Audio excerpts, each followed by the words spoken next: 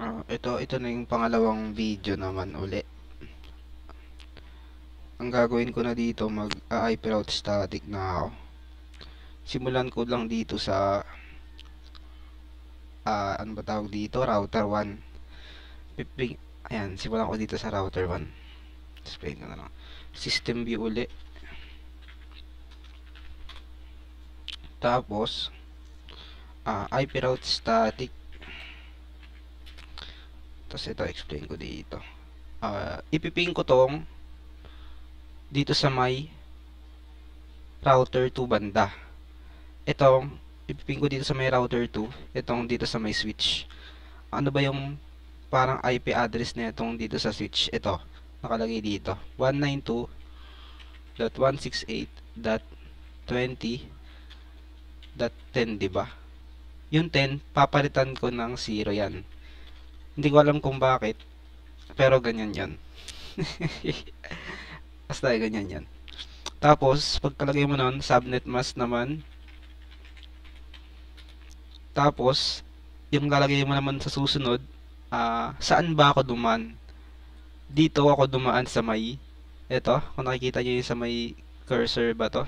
Itong sa mouse. Dito ako dumaan sa may GE000. Ano yung IP address niya? Ito, nakalagay dito sa taas. Ayan yung ilalagay ko dito sa pangatlong ita-type ko. 10.0.0.2. Okay na. Enter. All goods. Gagawin ko yan sa lahat dito. Tapos na akong dumaan sa may router 2, sa may router 3 naman. Papalitan ko lang yung 20. Gagawin ko siyang 30. Kasi ayun yung dito sa router 3. 192.168.30.10. Yung 20 papalitan ko ng 30. Tapos yung 10 dito sa ano, gagawin lang din ulit 0. Enter. Yon, tapos na ulit sa router 3. Router 4 naman, ulit-ulit lang. Palitan lang din uli. Sundan nyo na lang uli ako. 40 naman, kasi 40 yung sa kabila.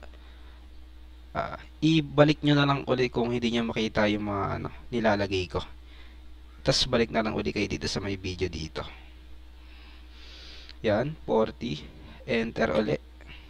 Last one, yung router 5. Ang nilagay ko doon, natatandaan ko kasi siya natatandaan ko pa naman. Kaya hindi ko na inaano, para mabilis. 15 nilagay ko doon. Enter. Okay na sa router 1. Napin ko na lahat ng router mula sa router 1. Quit ko na to. Save ko. Bye. Enter. Ganun lang din uli gagawin ko sa router 2. Punta tayo dito, router 2, system view, hyper out static uli.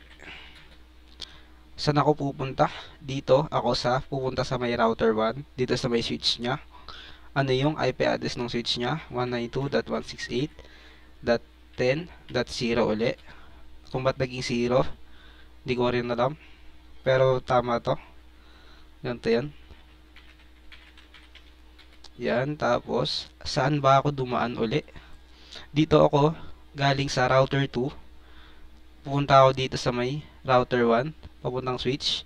Dito ako dumaan sa GE200. Ano ba yung IP address ng GE200? Ito, nilagay ko sa taas. Yan, uli. Tapos enter. All goods.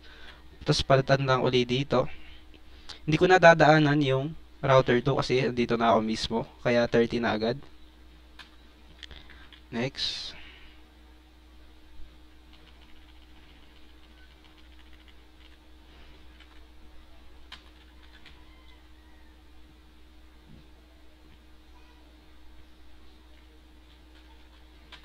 Yan, okay na. Napin ko na uli lahat. Save.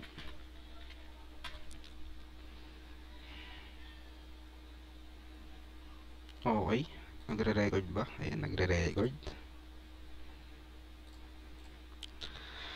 Router 3 naman. Ganoon lang din. System view ulit. Pupunta ulit ako sa may router 1. Ano ba yung sa router 1? Hyperroute static muna. Natatandaan ko pa kasi sulat ko na lang. Yan. Then, that's 0 uli. Yan, 255, subnet mas yan. Tapos, saan uli ako dumaan? Galing ako ng router 3. Pupunta ako sa router 1. Dito ako dumaan sa GE201. Ano ba yung IP address uli niyan? Ayan, GE201 32.2.2.4. Enter. Okay, palitan na lang din uli yung dito sa may 10. Ulit-ulit na lang uli.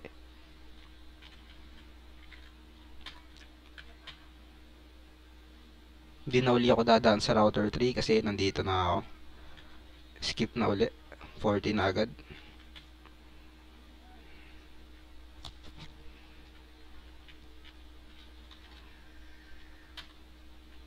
Quit. Tapos save. Y enter.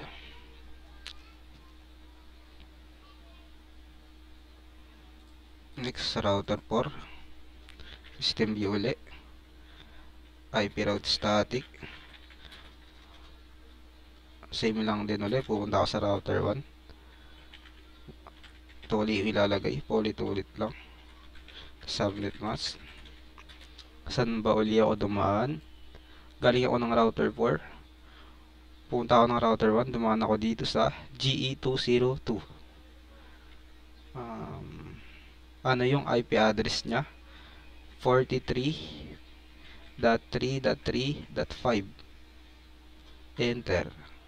Okay, paulit-ulit na lang din uli.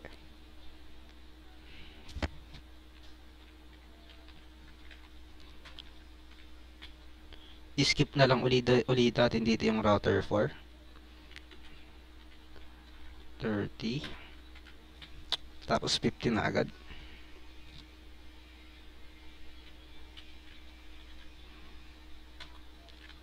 Okay. Quit. Napin ko na lahat ulit. Save. Y enter. Okay, last router sa wakas. Ayan. IP route uli. Ganun lang. Punta uli ako sa router 1. Saan ba ako dumaan? 203. IP address nya 54.4.4.6. Enter. Okay, ulit-ulit na naman. Ganun lang. Lapit na matapos.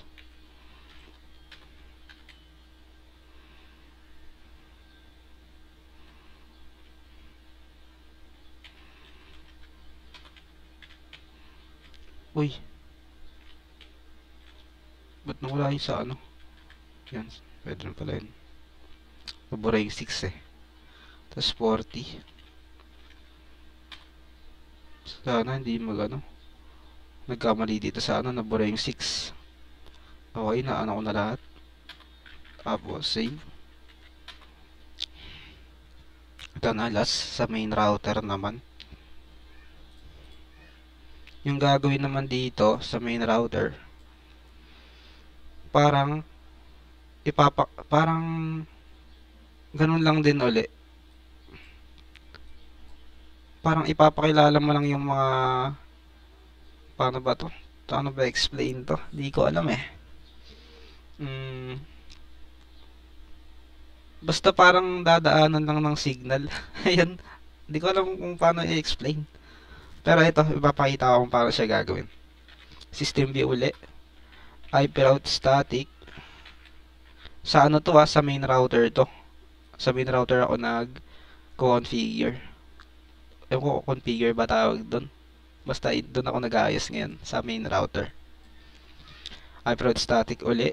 Tapos, ipiping ko uli yung sa router 1. Yung switch doon sa router 1. O, ano ba uli yung nilagay ko doon? 192.168.10.10 yun, di ba? Pero, 0 uli. Ba't naging 0? Hindi ko rin alam. Tapos, subnet mask. Yan. Tapos, saan ba ako dumaan? Na naman uli. Dumaan ako dito sa may GE000. Ano ba yung IP address nito? Ito, nilagay ko dito sa katabi niya. 10.0.0.1. Tapos, okay na yan. Enter. Next naman, sa router 2 na agad. Delete lang natin. Palitan lang din natin to. Ay, sige, ano ko na lang, mano-mano na lang para mas maintindihan. Yan, IP route static 192.168. Ano yung sa ano niya, diba? 20 to. That's 0 ulit. Tapos subnet mask 0. Tapos, saan ba ako dumaan? GE200. Ano yung IP address nito? Ito, 21.1.1.2. Enter. Next router naman, router 3.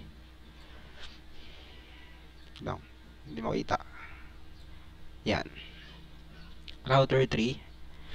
IP route static 192.168.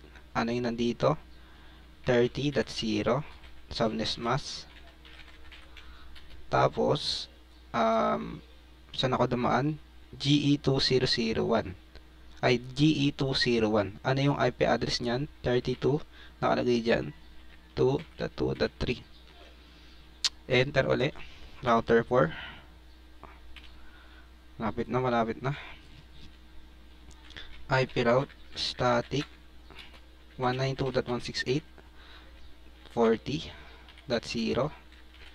Yan, subnet mask. Dito ako dumaan sa GE202. Ito yung IP address niya, 43.3.3.4. Okay, enter. Last one, IP route static 192.168.50.0 255.255.255.0 50. Naman ako dito sa GE203. Ang IP address niya is 54.4.4.5. Tapos enter. Tapos quit. Tapos quit uli. Tapos ay quit, mali. Ba't pala quit? Save pa na to. Yan.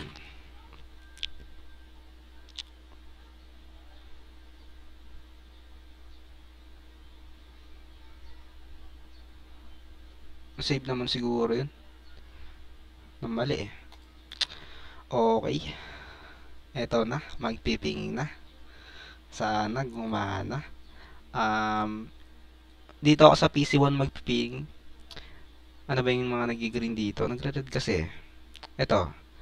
Ba't nagre-red kasi minsan eh? Piping ko yung, dito ako magpiping sa PC1, piping ko yung PC3. Dito sa may router 2. Ito. Ito, PC3. Ping ko yan. Yung IP address niya nakalagay dyan 192.168.20.3. Okay, takay na enter. Test time out. Okay, gumana boss. Sa uli, try natin kung magdilima. Okay, let's go. Try ko naman sa router 3. Piping ako ng isang PC doon. Kung gumagana. Piping ko yung PC5. Ano yung IP address ng PC5? 192.168.30.5. Okay, ping. Quest time out. Okay, let's go. Isa pa. Yan, 5 na. Next naman sa router 4. Magpiping ako ng isang PC doon. Sa router 4. Ito, PC7. IP address niya 192.168.40.7. Enter. Okay, paldo. Okay, isa pa. Kailangan mas maganda pag 5 eh. Okay, last one. Sana gumana tong huli. Sa router 5 naman, ping tayo. 168, piping ko yung PC9 doon sa router 5. Ito. dito sa router 5, itong PC9. IP address niya 192.168.50.9. Quest time out. Okay, paldo. Isa pa.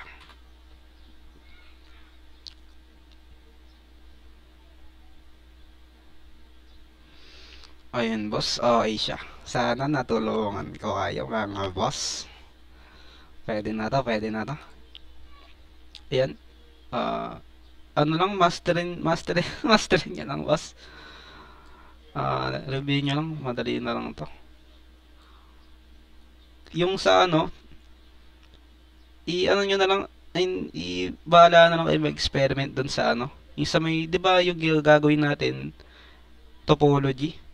Kaya may marami kayong ilalagay na ano doon, mga IP address. I-ano nyo na lang, lupitan na lang. Hindi ko pa rin na-try yun.